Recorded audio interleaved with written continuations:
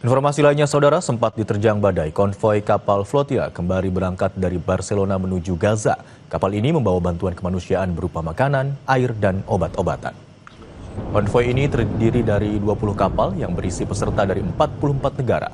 Global Sumut Flotia merupakan armada bantuan terbesar untuk menembus blokade Israel atas wilayah Palestina melalui laut.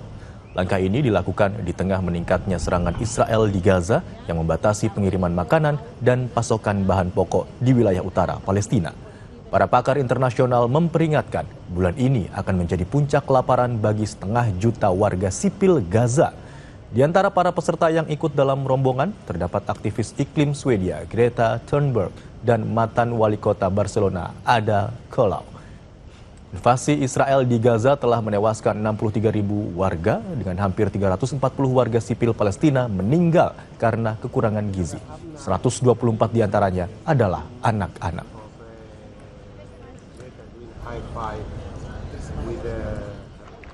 Informasi tadi sekaligus jadi penutup jumpa kita di Kompas Siang hari ini. Kami ingatkan Anda agar jangan lupa cukupi kebutuhan air mineral Anda setiap hari dan rasakan kesejukannya.